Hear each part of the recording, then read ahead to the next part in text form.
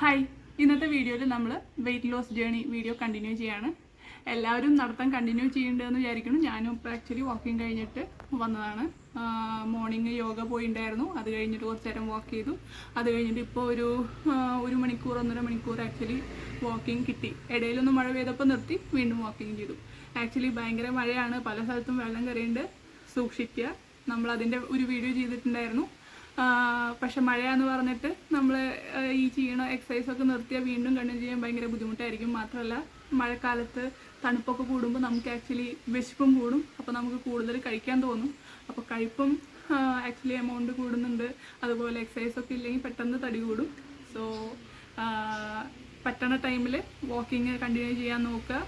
അതുപോലെ തന്നെ ഓക്കെ, പുറത്ത് മഴയാണ്, വെള്ളം ഉണ്ടെങ്കിൽ വീടിൻ്റെ ഉള്ളിൽ ചെയ്യാൻ പറ്റുന്ന എക്സസൈസുകളും അതുപോലെ തന്നെ വാക്കിംഗ് ഒക്കെ നോക്കുക. ട്രെഡ്മില്ലാണെങ്കിൽ ട്രെഡ്മില്ല് നടക്കാൻ നോക്കുക. അതുപോലെ തന്നെ ഇപ്പോൾ നമ്മൾ കുറച്ച് എനിക്ക് തോന്നുന്ന ഒരു 1.5 മാസമായി നമ്മൾ ഈ വെയിറ്റ് ലോസ് ജേണി വീഡിയോ വീണ്ടും സെക്കൻഡായിട്ട് സ്റ്റാർട്ട് ചെയ്തിട്ടെന്ന് തോന്നുന്നു. അപ്പോൾ ഇപ്പോൾ നമ്മൾ ഓൾറെഡി വാക്കിങ് അത്യാവശ്യം ഞാൻ ഒരു 2 ആഴ്ച കൂടുമ്പോഴും നമ്മുടെ സമയം കൂട്ടാനൊക്കെ പറഞ്ഞിട്ടുണ്ടായിരുന്നു.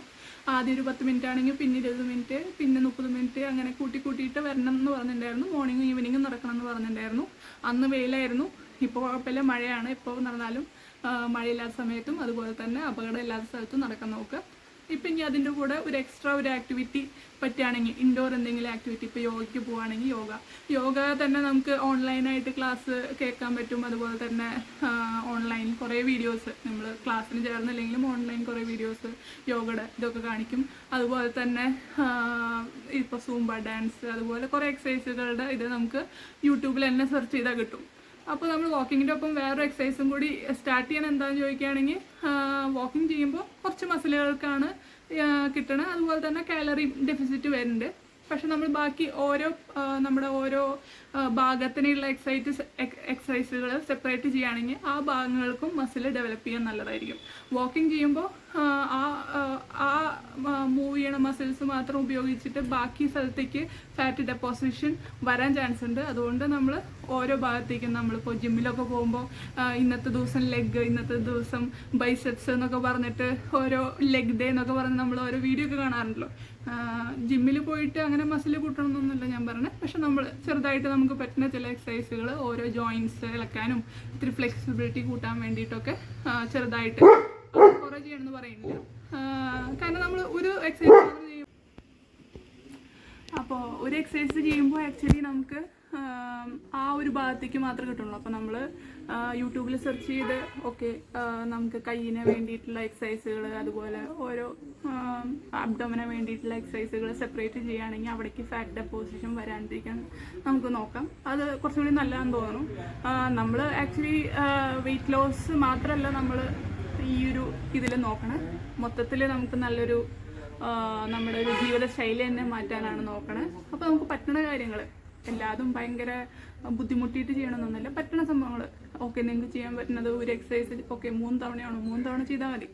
അത് പിന്നെ പതുക്കെ കൂട്ടാൻ പറ്റുകയാണെങ്കിൽ കൂട്ടുക, അല്ലെങ്കിൽ അതുപോലെ ചെയ്യുക. ഒരു ദിവസം മാറിയിട്ട് ചെയ്യുക. എല്ലാ ദിവസവും എല്ലാ പാർട്സിനും എത്തണമെന്നില്ല. ഒരു ദിവസം ഒന്നും ചെയ്തില്ലെങ്കിലും കുഴപ്പമില്ല, ഒരു ദിവസം ചീറ്റ് ഡേ വന്നാലും കുഴപ്പമില്ല. എല്ലാതും പറയുന്നത് നമ്മുടെ ബോഡിക്ക് തന്നെ നമ്മളതിനെ കാൽക്കുലേറ്റ് ചെയ്യാൻ പറ്റാത്ത പോലെ പലതരത്തിലത്തെ ഡിഫറെൻറ്റ് എക്സസൈസുകൾ ഒപ്പം ചേർക്കുക.